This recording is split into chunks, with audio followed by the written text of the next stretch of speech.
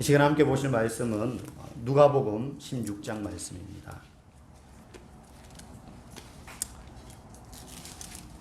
누가복음 16장 1절.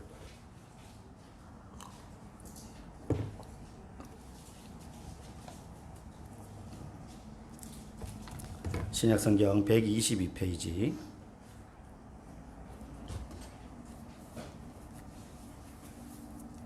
16장 1절부터 우리 13절까지 교독하시고 마지막 13절은 같이 읽도록 하겠습니다. 또한 제자들에게 이르시되 어떤 부자에게 청지기가 있는데 그가 주인의 소유를 낭비한다는 말이 그 주인에게 들린지라.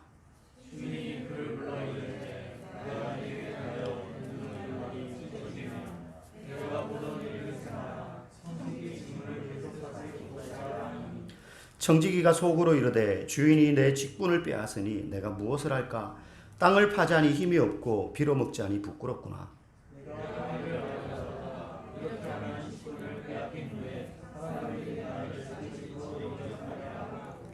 주인에게 빚진 자를 일일이 불러다가 먼저 온 자에게 이르되 네가 내 주인에게 얼마나 빚졌느냐?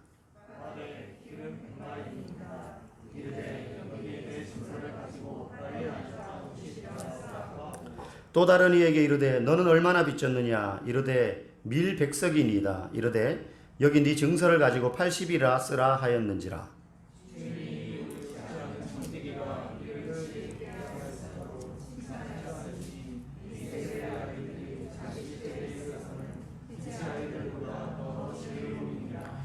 내가 너희에게 말하노니 불의의 재물로 친구를 사기라. 그리하면 그 재물이 없어질 때에 그들이 너희를 영주할 처소로 영접하리라.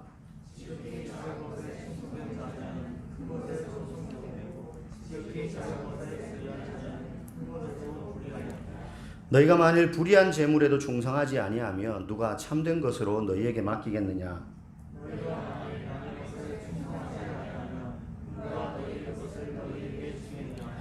집 하인이 두 주인을 섬길 수 없나니 혹 이를 미워하고 저를 사랑하거나 혹 이를 중히 여기고 저를 경히 여길 것임이니라. 너희는 하나님과 재물을 겸하여 섬길 수 없느니라. 아멘. 오늘 함께 나눌 말씀의 제목은 그리스도인과 재물입니다. 한국인들 민족별로 인종별로 좀 고유의 특징이나 기질 같은 것들이 있는 것 같습니다. 뭐 크게 차이가 있는 건 아니지만 야, 저 민족은 참 저런 특징이 있는 것 같아. 그렇게 볼 때에 한국인들의 특징이라고 말하면서 꼽을 수 있는 두 가지가 있는데 첫 번째는 성급함입니다. 얼마나 성질이 급한지 모릅니다. 빨리빨리 우리 알고 있는 말이잖아요. 나는 별로 성질 안 급한 것 같아. 그런 사람도 한번 생각해 보십시오. 한국 사람들은 택시를 잡을 때도요, 절대로 택시가 완전히 서기를 기다리지 않습니다. 택시가 들어오면 아직 택시가 정차를 안 했는데 이미 손잡이에 손이 가 있어요.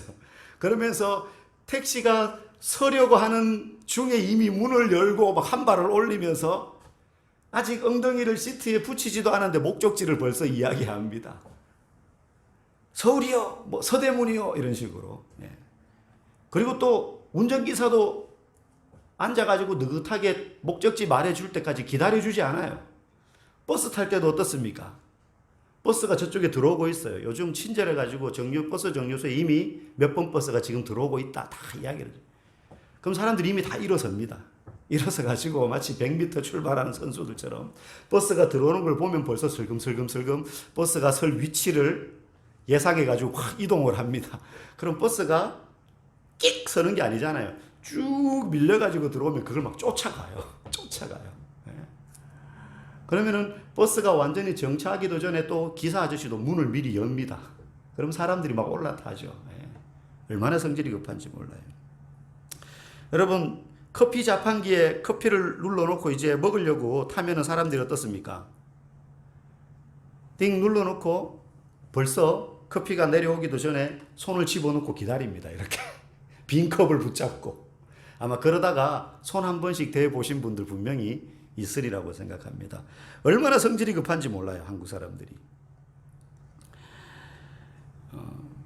두 번째 특징이 극단적인 기질을 한국 사람들은 가지고 있다는 거예요.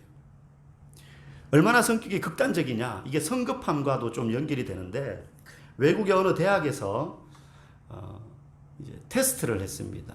테스트를 했는데 전 세계의 이제 일정한 단체에 설문지를 보낸 거예요. 그 설문지 내용 중에 뭐가 있었느냐면 초록색 버튼과 빨간색 버튼이 두 개가 있는데, 당신이 빨간색 버튼을 누르면 즉시 그 버튼을 누르는 즉시 100% 현금 10억을 지급해 준다. 진짜 준다는 게 아니라 이제 그렇다면 빨간색 버튼을 누르면 10억을 100% 지급을 해줘요. 그런데 초록색 버튼을 누르면 현금을 100억을 줍니다. 그런데 줄 가능성은 50%예요. 50%는 아예 한 푼도 못 받는 거예요. 근데 놀라운 설문 결과가 나타났습니다. 나중에 설문지를 다 되돌려 받았는데 대부분의 나라 사람들은 빨간색 버튼을 누른다는 거예요. 그게 제일 안전하고 합리적이잖아요. 실패할 확률이 제로니까. 누르기만 하면 100% 10억이 주어지니까 대부분 그걸 누른대. 근데 놀랍게도 한국 사람들은 대부분 초록색 버튼을 누르더라는 겁니다. 예. 한국 사람들은 낙 아니면 뭐예요? 낙 아니면 뭐 하나도 안 받거나 아니면 걸리기만 하면 100억. 50%의 확률이라 할지라도.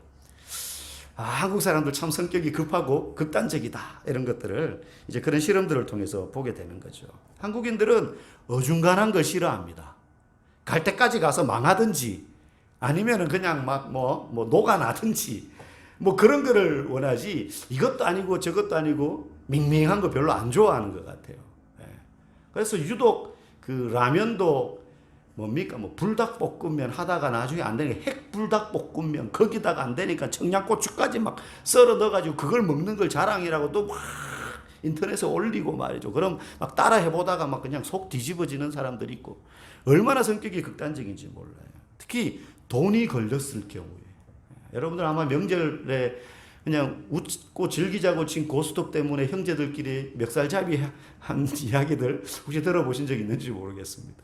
돈이 걸리면 또 얼마나 극단적인지 모릅니다. 우리는 더 많은 돈과 더 많은 재물을 벌 수만 있다면 그런 극단적이고 성급한 기질을 넘어서서 부정한 방법을 사용하는 것도 때로는 서슴지 않게 쓰곤 합니다. 그래서 어느 정도 벌어도 만족하지 못합니다. 계속해서. 사실 한국 사람들만 그런 건 아니고 사람이라면 누구나 그런 기질을 어느 정도 다 가지고 있는 것 같아요. 그러다 보니 성경에서는 종종 돈에 대해서, 물질에 대해서 경계하는 듯한 이야기를 많이 하고 있습니다. 그래서 교회를 다니는 사람들의 머릿속에는 돈은 내가 필요하고 좋은 거지만 성경에 보니까 조심해야 되고 멀리해야 되고 어느 정도 거리를 둬야 될 것이라는 생각이 우리 속에 항상 어느 정도 자리를 잡고 있습니다. 오늘 본문에는 그런 물질에 대한 욕심 때문에 불의한 방법으로 주인의 재산을 가로채서 부정축제를 하고자 했던 한 청지기가 주인공으로 예수님의 비유에 등장을 합니다. 어떤 부자가 청지기는 엄밀히 말하면 종들과는 좀 다릅니다. 믿고 맡길 수 있는 가정의 총무 정도 되는 거죠. 신부는 당연히 뭐 주인보다 아래이지만, 그래서 이 청지기에게 주인이 자신의 재산의 경영권을 맡겼어요. 경영권을 맡겼는데 이 청지기가 이거를 참 지혜롭게 사용해가지고 주인의 재산을 늘리는 데 쓴 것이 아니라 주인의 소유를 낭비하기 시작합니다. 어떤 식으로 낭비하느냐? 주인에게 이제 돈을 꾸는 사람들이 많은 거죠.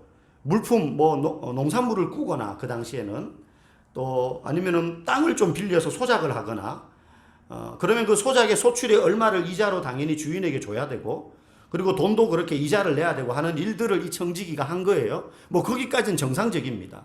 그런데 이 일을 하면서 주인에게 돌아가야 될 그 이자 수익, 전부는 아니겠으나 그 중에 일부를 이 청지기가 자기 개인의 이익으로 계속 착복해 왔다는 사실을 주인이 뒤늦게 알게 됩니다. 그래서 주인이 이 청지기를 불러가지고 너에 대한 이러한 소문들이 있던데 너에게 더 이상 내 재산을 맡길 수 없다. 그래서 해고를 합니다. 잘려버린 거예요. 그러자 이 청지기는 졸지의 실업자가 된 겁니다. 아마 그동안 착복했던 이자까지 주인에게 다 그냥 토해냈던 것 같아요. 그래서 3절에 보니까 이 사람이 고민하기를 이제 내가 뭐 먹고 살지? 그러면서 땅을 파자니 힘이 없고 빌어먹자니 부끄럽구나. 그런 일을 안 해봤거든요. 편하게 앉아가지고 돈 계산이나 하고 장부 정리나 하고 그러면서 이자 받아먹고 그렇게 하던 사람이 졸지에 이제 실업자가 되니 먹고 살 일이 막막한 겁니다. 그래서 어떡하지 고민하다가 딱 지혜가 하나 떠오르는 거예요. 내가 이렇게 하면 되겠다. 그래서 어떻게 하느냐 하면 사람들을 다 불러 모읍니다. 자기 주인에게, 이제 전 주인인 거죠. 전 주인에게 빚졌던 사람들을 다 불러 모아요. 불러 모아가지고는 너 얼마 빚졌지? 저는 1,100석입니다. 1,100석을 빚졌습니다. 이 1,100석의 양이 어마어마합니다. 그러니까 이 주인은 굉장한 부자인 거예요. 1,100석을 빚졌습니다. 그래? 그러면 50이라고 깎아서 적어. 그러니까 계약서를 다시 써주는 거예요. 그러니까 이 사람들, 그 빚진 채무자도 너무 기분 좋은 거죠. 그 또 불러가지고, 당신 얼마 빚졌어? 저는 기름을 빚졌습니다. 그래? 그러면 80이라고 적어. 50이라고 고쳐. 막 이러면서 다 깎아주는 거예요. 그런데 그 소식을 주인이 듣게 됩니다. 그리고는 청지기를 불러가지고, 너 참 잘했다. 이렇게 칭찬한 내용이 오늘 예수님의 예화예요. 여러분, 사실 예수님의 비유 예화가 복음서에 여러 개 나오지만 이전에도 저는 이 부분을 읽을 때마다 이 비유가 잘 이해가 가지 않았어요. 여러분 혹시 잘 이해가 갑니까? 지금 이 청지기가 한 일이 도대체 뭐길래 예수님이 너 참 잘했다라고 칭찬을 해줄까요? 주인이 받아야 될 이익을 깎았잖아요. 자기 마음대로. 지금은 청지기도 아닌데 사기친 거예요. 쉽게 말하면. 이게 유효할지 유효하지 않을지도 몰라요. 근데 주인이 그 소식을 알고 제가 주인이면 화를 낼 것 같아요. 네가 뭔데 이제 와가지고 내 재산을 가지고 네 마음대로 깎아줘. 그럴 거 아니에요. 근데 주인이 칭찬을 했어요. 사실 오늘 이 본문을 이해하는데 핵심적인 구절은 9절입니다. 9절 말씀 한번 읽어봅시다. 시작. 내가 너희에게 말하노니 불의의 재물로 친구를 사기라. 그리하면 그 재물이 영영 없어질 때에 그들이 너희를 영주할 처소로 영접하리라.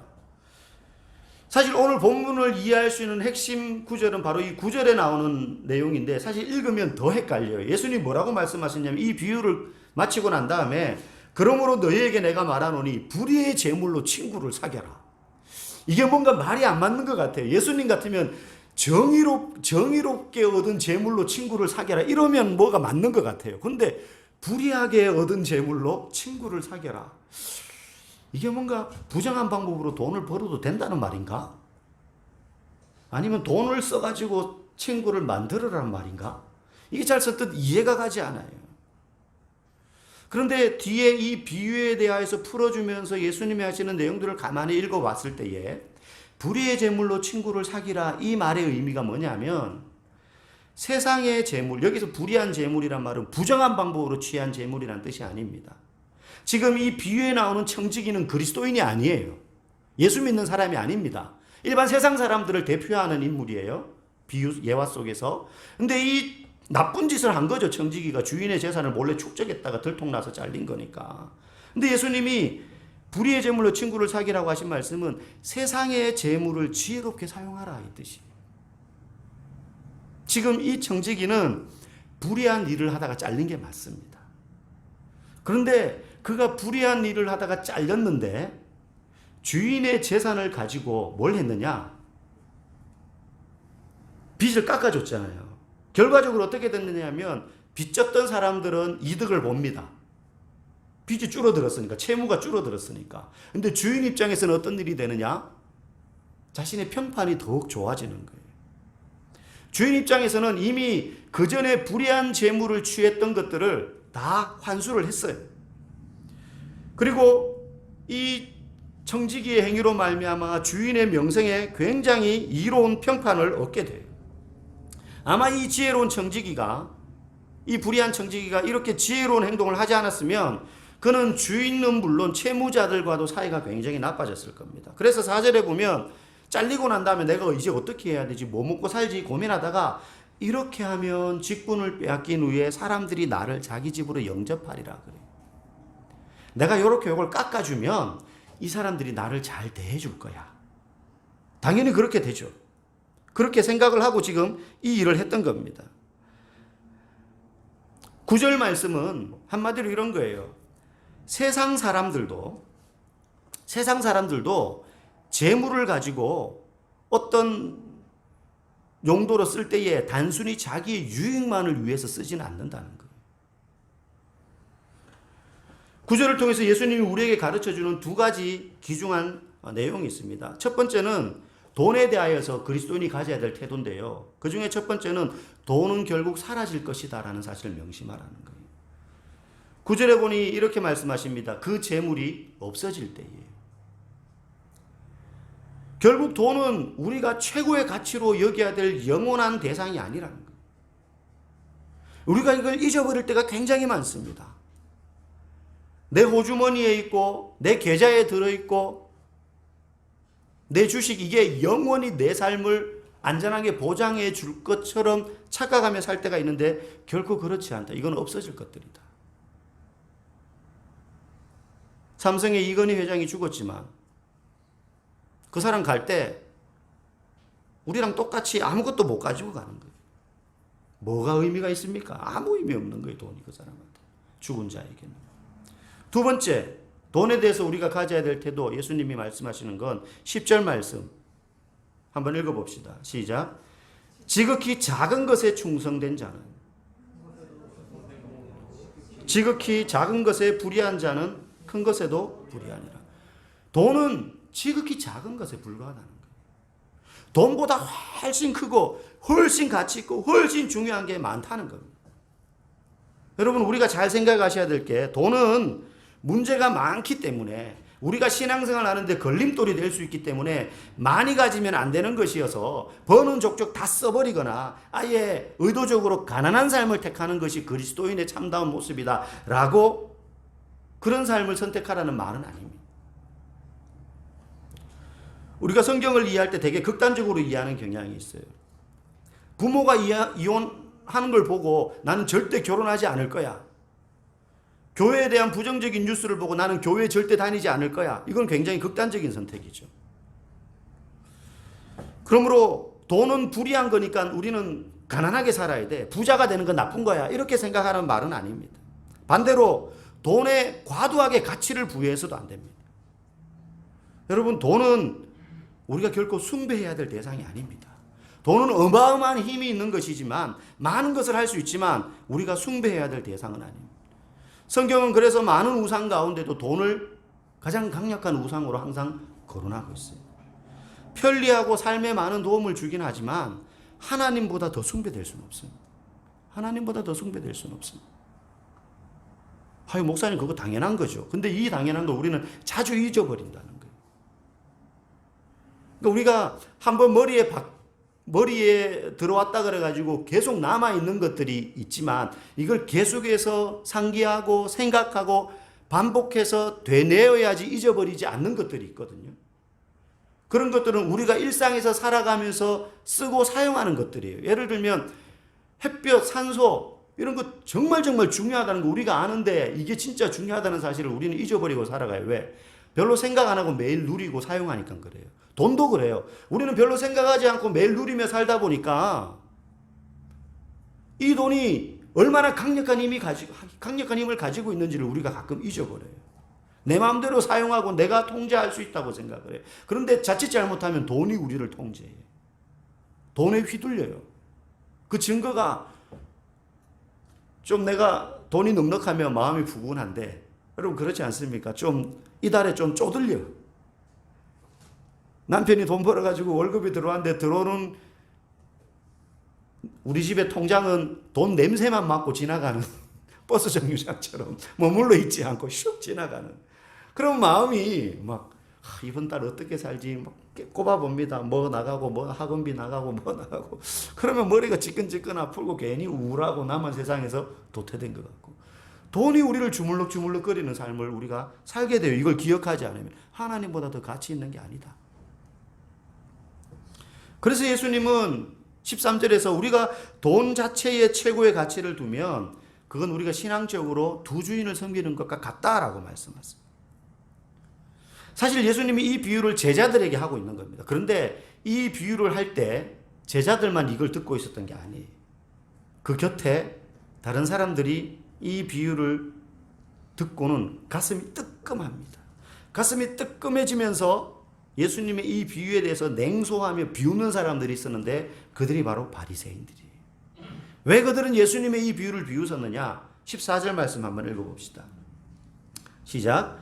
바리새인들은 돈을 좋아하는 자들이라 이 모든 것을 듣고 비웃거늘. 그들은 돈을 좋아하는 사람들이었어요. 그들은 자신들의 종교적인 신분과 사회적인 어떤 역할에 비추어서 그만큼 물질적인 대가를 받는 것이 당연한 하나님의 축복이라고 생각했어요. 너희들이 하는 일보다 내가 하는 일이 훨씬 영적으로 중요해. 그러니까 내가 이런 물질을 축적하고 쌓는 것이 당연하지. 그러면서 이 자기들의 신분과 특권을 이용해 가지고 부를 쌓는 것을 옳은 걸로 생각했어요. 그래서 예수님이 이 비유를 하실 때 그들이 받아들이지 못하고 비웃었던 거예요. 가장 종교적인 사람들이었는데 가장 돈을 사랑하는 사람들이었어요. 조화를 이룰 수 없는데 이들은 이 양자를 다 가지려고 했기 때문에 한 사람이 두 주인을 섬길 수 없다는 이 예수님의 말씀을 이들은 받아들일 수 없는 거예요. 여러분, 돈을 좋아한다는 것, 여러분 바리새인들만 돈을 사랑했을까요? 그 예수님의 비유를 듣는 제자들과 주변에 있는 사람들은 대부분 가난한 사람들이에요. 돈과는 거리가 먼 것처럼 여겨지고 가진 돈도 별로 없는 사람들. 그러면 그 사람들은 돈을 사랑하지 않을까요? 여러분, 돈을 좋아하고 사랑하는 건요, 돈을 숭배하는 태도로만 나타나는 게 아닙니다. 돈을 막 사랑하고 좋아하고 돈을 귀하게 여기고 돈을 숭배하는 것만 가지고 저 사람은 돈을 우상으로 섬기고 있네라고 말할 수 없어요. 가끔 우리가 TV나 언론을 통해서 뭐 몇백억 사기친 사람들, 당연히 내야 될 세금을 내지 않고 있는 고액 체납자들, 막 그런 사람들 소식을 들으면 막 성질이 나죠. 저런 나쁜 것들. 나보다 훨씬 돈도 많으면서 저렇게 산다고 막 욕을 해요. 저렇게 살면 안 돼. 돈이 전부가 아니야. 막 그런데 그렇게 화내면서 화내는 그 사람들 중에 돈 싫어하는 사람이 있을까요? 돈이 없을 뿐 그도 돈을 사랑합니다. 사랑합니다.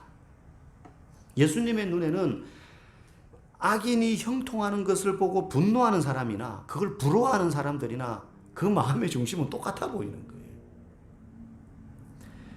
미움이나 살인이 죄이고 간음하는 거나 음란한 눈길이나 실제 간음하는 것과 똑같이 간음인 것처럼 바리새인이 돈을 사랑하는 것이나 그들을 보며 분노하는 가난한 사람들도 결국 돈을 사랑하는 사람들이에요. 누구나 돈의 노예가 될 수 있어요. 누구나 돈을 우상으로 섬길 수 있어요. 예수님의 눈에는 똑같은 우상 숭배자로 보일 수 있다는 거예요. 예수님은 영원하지 않을 없어질 재물에 있어서 그들보다 더 지혜로워야 된다고 지금 이야기하고 있어요. 예수 믿는 사람. 예수 믿는 사람, 지금 이 비유에 나오는 이 청지기는 자신이 먹고 살아야 될 생계를 위해서 돈을 어떻게 지혜롭게 사용했는지를 지금 보여주고 있어요. 세상 사람들도 봐라. 돈을 사용함에 있어가지고 돈 자체의 가치를 두기보다 돈을 가치 있게 쓰는 모습을 보여주는데, 물론 그 목적이 자기가 살기 위해서잖아요. 그죠? 내가 이렇게 하면 이 사람들이 빚을 깎아준 채무자들이 나를 좀 잘 대해줄 거야. 떡이라도 하나 더 주겠지. 내가 어려움 당하면. 내가 해고됐다는 사실을 알면 이 사람들이 나를 잘 대해줄 거야. 일자리라도 소개해주지 않을까? 이런 생각으로 지금 이렇게 사는 거예요. 예수님이 그렇게 말씀하시는 거죠. 봐라, 세상 사람들도 돈을 쌓기만 하는 것에 목적을 두지 않고 이 돈을 자기의 안녕을 위해서 이렇게 쓸 줄 안다. 그러면 그리스도인이라면 당연히 돈에 대하여서 그것보다 훨씬 지혜로운 태도를 가져야 되지 않느냐. 그렇죠? 단순히 돈을 버는 것에 목적을 두지 말고, 특별히 오늘 주인공이 청지기입니다. 성경에서 하나님이 우리를 일컬어서 말하기를 너희들은 하나님의 선한 청지기다라고 말해요. 그 말은 하나님이 우리에게 주신 자원들이 있다는 거예요. 어떤 것들입니까? 전부죠. 지금 내가 다니고 있는 직장, 내가 누리고 있는 건강, 환경, 내 시간, 젊음, 내 인생, 능력, 돈, 전부 하나님이 짧은 이 생애를 살아가는 동안 맡기신 것들입니다. 이 청지기에게 주인이 자기 재산을 맡기셨던 것처럼 하나님도 우리에게 돈을 맡기셨어요. 이 세상을 살면서 쓰라고 주신 것들을 맡기셨어요. 그래서 그 돈을 너무 사랑해서 숭배하거나 악한 것이라고 생각해서 다 써버리라는 것이 아니라 하나님을 최고의 가치로 여기면서 이 돈을 지혜롭게 써야 되는 거예요. 불의한 청지기를 뛰어넘는 지혜로. 세상 사람들도 돈을 그렇게 쓴다면 그리스도인이라면 더 지혜롭게 이 돈을 잘 사용하고 다스려야 된다. 그 책임이 우리에게 있다라고 말씀하시는 겁니다. 하나님은 우리에게 적절한 것들을 맡기셨어요. 적절한 돈을 맡기셨어요. 그 돈은 숭배하라고 준 것이 아니라 잘 쓰라고 준 도구입니다. 써야 됩니다. 근데 허비하지 않고 잘 써야 됩니다. 주님이 주신 물질을 내 안전을 위해서, 내 삶의 안위를 위해서 쏟아붓지 말고 그게 많든 적든 여러분 구제와 선교, 사회공헌과 하나님 나라의 비전을 위해서 써야 됩니다. 하나님 나라의 비전을 위해서 써야 됩니다. 여러분, 종교를 가만히 연구하다 보면 굉장히 특이한 현상 하나를 발견할 수 있어요. 여러분, 나라는 없어졌다가 없어질 수 있고 권력도 사라질 수 있는데 종교는 잘 사라지지 않거든요. 종교인을 핍박해서 없앨 수는 있는데 종교는 한 나라에서 잘 안 사라집니다. 조선시대 500년 동안 불교를 그렇게 핍박했는데도 이 땅에 불교가 사라졌습니까? 안 사라졌죠. 로마 시대 때 수백 년간 기독교를 그렇게 핍박했는데 기독교가 사라졌습니까? 안 사라졌어요. 인종은 말살해서 없앨 수 있는데 종교는 없어지지 않거든요. 근데 여러분, 인도는 불교의 발상지잖아요. 근데 인도에 지금 불교가 하나도 없어요. 수천 년간 인도에서 불교가 성행했어요. 그런데 인도에 지금 불교가 없어요. 다 힌두교예요. 유사일에 인간의 역사일에 종교가 사라진 적이 없어요. 그런데 인도에서 불교는 발상지인데도 완전히 사라졌어요. 여러 역사학자들, 사회학자들, 종교학자들이 많은 근거들을 댔지만 다 이야기할 수는 없지만 한 줄만 이야기하면 인도 불교가 너무 부요하게 돼가지고 그들이 말하는 공평, 힌두교는 신분제도 차등이 있잖아요. 4개 등급으로. 그죠? 카스트 제도. 근데 불교는 평등을 주장했거든요. 엄청 인기였어요. 인도에서 불교가 시작됐고 그 성행하던 불교가 인도에서 자취를 감춘 이유는 나중에 이 불교가 너무 부유하게 되고 부자가 되고 재물이 많아지면서 승려들이 탁발을 안 다니고 밖에 다니면서 시주 받고 이런 걸 안 하고 사원 안에만 꼼짝없이 갇혀가지고 아무것도 안 하고 불경만 해오고 그걸 점점 어렵게 만들고 하다 보니 대중들이 불교를 받아들일 수가 없게 되는 거예요. 그러면서 사람들이 불교를 외면하게 된 거예요. 그래서 불교가 완전히 사라졌어요. 있을 수가 없는 일이에요. 인간의 역사에서.